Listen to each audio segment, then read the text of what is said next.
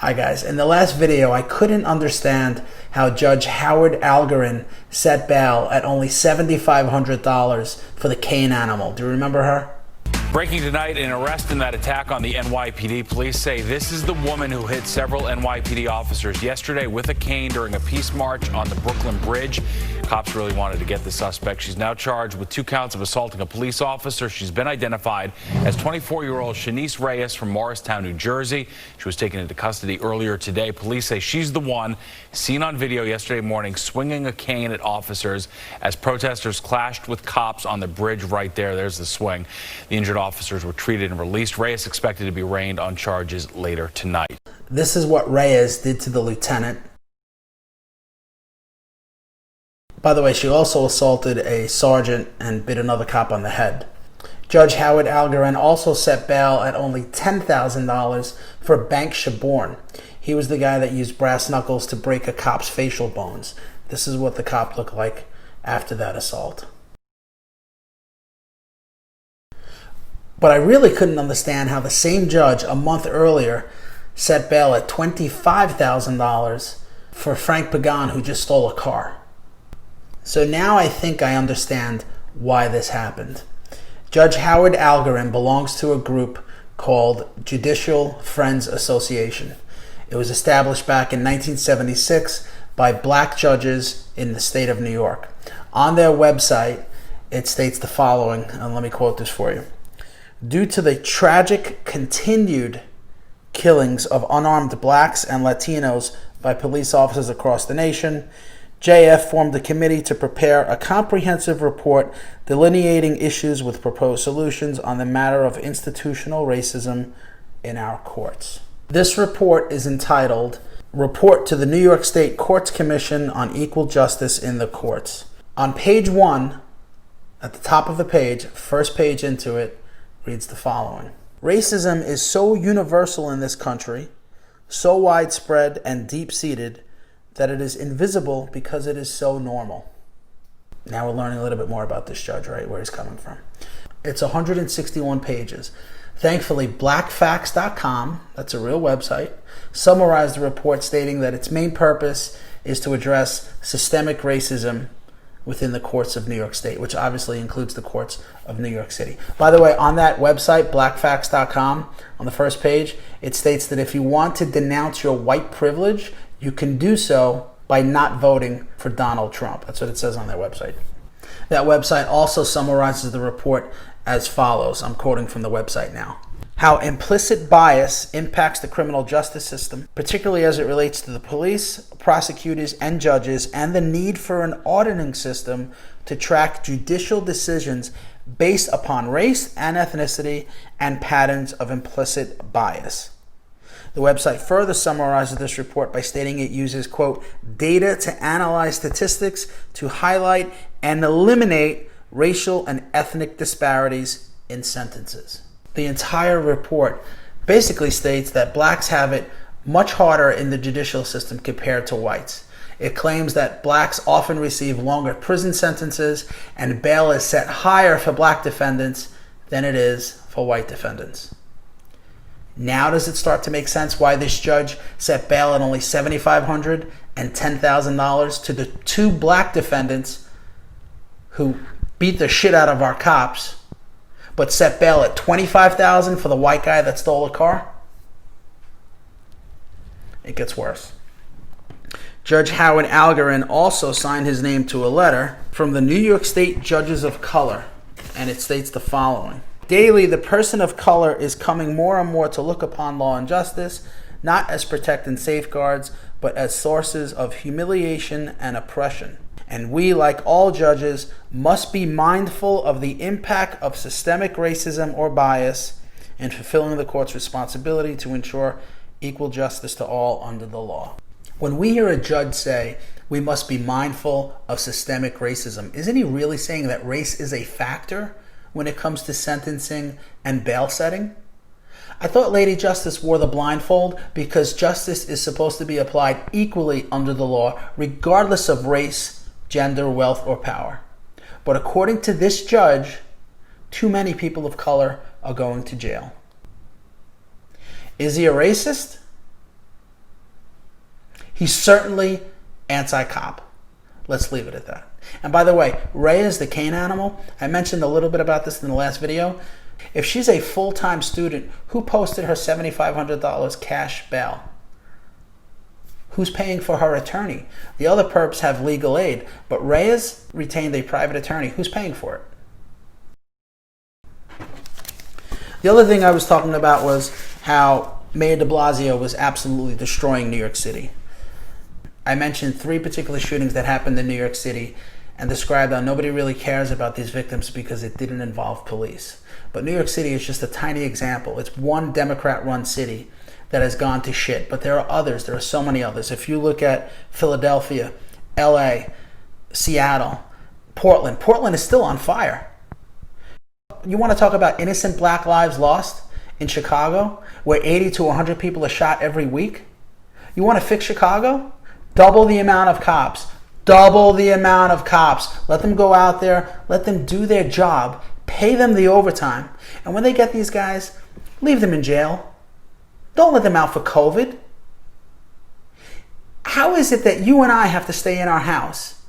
We can't go outside because we're going to spread the virus unless you're riding. That's a different video, right? We have to stay inside. If you're in a park playing t-ball with your kid, you're going to jail. The man who was arrested says he and his daughter were at least 15 feet away from anyone else. This caught on tape shows a dad being taken into custody in front of his wife and 6-year-old daughter. His crime? They were taking a break from quarantine and were tossing a ball around in a park in Brighton, Colorado. On the beach surfing, in the middle of the ocean, by yourself, going to jail. Stand-up paddle pursuit. A paddleboarder is chased down by law enforcement for being out on the water at Malibu Beach. Sheriff boat. The incident caught on camera as the paddleboarder was taken into custody for disobeying a lifeguard and a surfer was cited. Going to church, sitting in your car while you listen to your pastor on your radio, by yourself in your car, still not good enough. King James Bible Baptist Church has been trying to hold drive-in services. That means parishioners remain in their cars during it, but cops showed up anyway and raided it. This is King James Bible Baptist Church, where Pastor Hamilton, where I'm the pastor of the church at.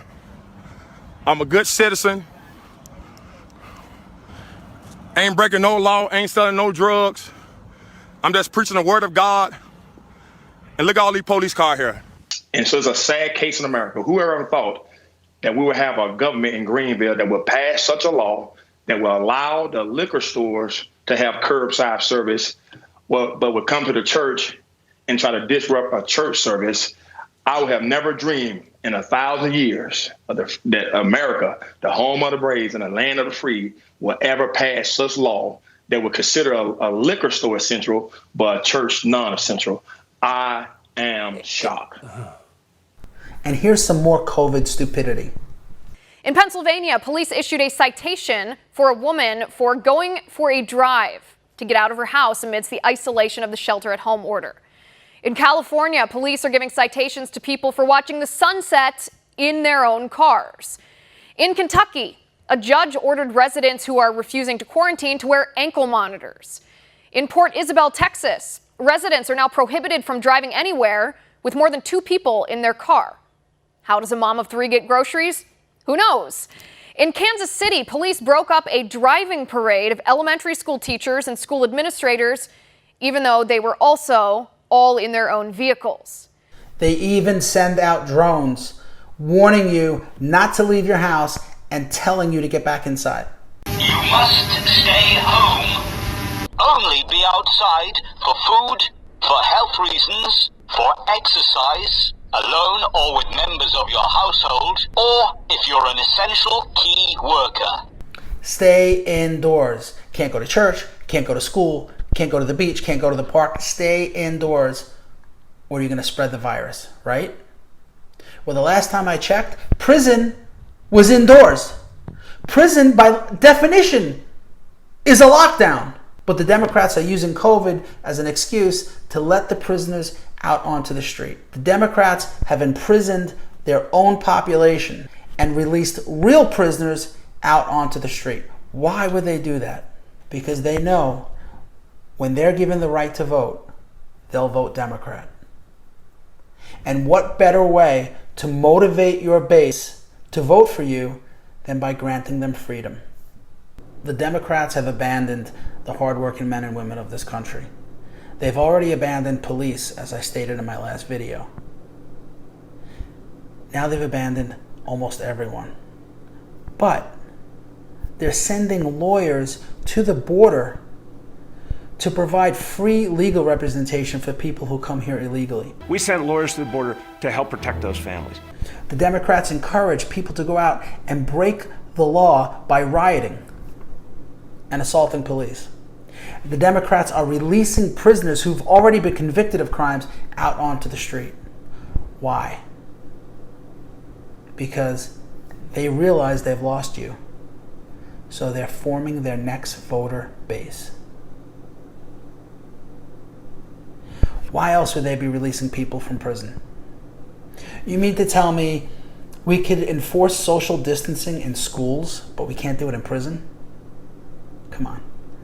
They're letting these people out of jail, and what are they doing? They're taking other innocent lives. Did you hear about Blasio from Alexandria, Virginia? See this guy? This piece of shit raped Carla Dominguez Gonzalez. She testifies against him in January, and he's indicted on rape, abduction, attempted strangulation, burglary, and a whole bunch of other charges. But he's indicted and he's sent to jail. But in April, his lawyers argued that due to the coronavirus, he's not safe. Here's that quote from the lawyers. Quote, social distancing and proper disinfectant measures are impossible while incarcerated. Simply put, the risk of contracting COVID-19 in jail is exceedingly obvious. So on April 9th, less than a month to go to his trial date, which was supposed to be on May 4th, the judge let him out on $2,500. Again, rape, attempted strangulation, abduction, and burglary. $2,500. He's gone. And what does he do? Police tell WUSA 9 that on October 21st of last year, Blasio was arrested and charged with several felonies after allegedly committing a sex offense just a few days before. Now, according to the Post, Blasio's attorneys raised concerns once the pandemic began. They argued that the virus was a danger to both inmates and their attorneys. Well, police say Blasio shot and killed Gonzalez on July 29th near her apartment in Alexandria, and then 2 days ago, he was spotted by police in Maryland and a pursuit began before he crashed in Prince George's County. Police say Blasio shot himself, and he's now in the hospital getting treatment. Thankfully, the perp died at the hospital. But where's the outrage? Where's the outrage? We got people jumping up and down, screaming, hysterical over the wage gap. But not a single word is said about this poor woman. A woman who had the courage to come forward and face her attacker in court and testify against him. And you guys in law enforcement, you know how hard it is to get victims to do that. But she did, and the system worked. He went to jail. He went away. He got locked up. And I can only imagine how relieved she must have felt knowing that he was behind bars. But I can't imagine the fear she must have had when she saw his face when he came back to kill her. Keep in mind, this guy didn't escape. He was released on $2,500, $2,500 in the name of COVID, and he came back to kill her. And de Blasio was itching to do this in New York City. Releasing prisoners for a far-left, anti-cop, criminal-loving lunatic like de Blasio? This is a wet dream. Nothing's better than this. This is what he lives for. I want to give you some statistics. When the Dunce took office in 2014, the number of people in Rikers was 11,478. That was 2014, 11,478. In March of 17, 3 years later, he was already touting an 18% drop in inmates on Rikers. In May of 2019, the anti-cop said that he would more than triple the amount of teens held without bail for crimes that include armed robbery, burglary, and assault. He was excited about this. Here he is a week later on May 26th. This is still 2019, way before COVID. May 26th on CNN, actually bragging about the jail population being reduced by 30%. Actually bragging about reducing the number of people in jail. In our city, we've reduced our jail population about 30% already. We're going to close the infamous Rikers Island jail. We are ending the era of mass incarceration in New York City. It's taking a lot of work to finally break free from that. Taking a lot of work. You have any idea the amount of work that goes in to catching these guys and then prosecuting them? By the way, you pay for both ends of this. You pay for the prosecution to put him in jail, and then you pay for the defendant's attorney to keep him out of jail. But like Mayor de Blasio said, it's taking a lot of work to let them out. But he's excited about it. In July of 2019, so 2 months later, we're still in 2019, it has nothing to do with COVID, the anti-cop brags that admissions into jail, people going into jail, are cut in half. He's actually proud of the fact that he has his cops making less arrests. Do you remember when politicians used to brag about putting people in jail, about cleaning up the streets and lowering crime, about hiring more cops? This lunatic is bragging that less people are being arrested and put into jail. That was July of 2019. From March 16th to April 6th, a 3-week period, the number falls off a cliff, dropping another 20%. 20% of the inmates released by this mayor over a 3-week period, lowering the number of people in jail to 4,363, which is the lowest number of inmates we've had in 71 years. We haven't had a number that low since 1949. But here's what nobody's talking about. On April 6th, the end of that 3-week period where he dumped another 20% of the prison population out onto the street, do you know what the infection rate in prison was? 6.43%. In fact, if you look at the chart provided by the Department of Corrections, we can see that during that 20% reduction from March 16th to April 6th, the infection rate in Rikers, in New York City jails, ranged from 0 up to 6.43. But what was going on with people outside of jail? Not the convicts, normal people like you and I. What was our testing rate? 56.2% of those tested outside of jail came back positive. In jail, it was only 6.4%. Outside of jail, 56% of those tested came back positive.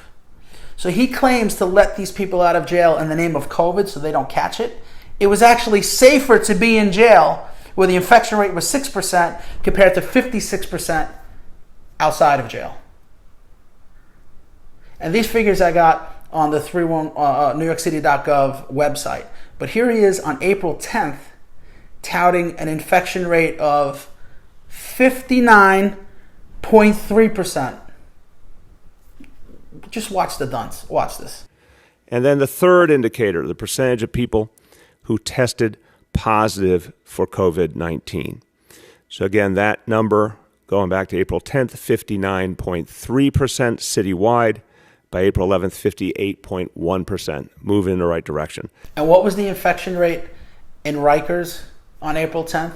You and I were dealing with a 59.3%. What was it in Rikers? 7.1. 7.1. It was safer to be in jail than it was outside of jail. And de Blasio released them anyway. He released them anyway because, like I said, it had nothing to do with COVID, and he's been releasing these prisoners since he took office. The Democrats are forming their next voter base. If Biden gets elected, felons will have the right to vote. And these Democrats know they're all going to thank them for giving them their freedom.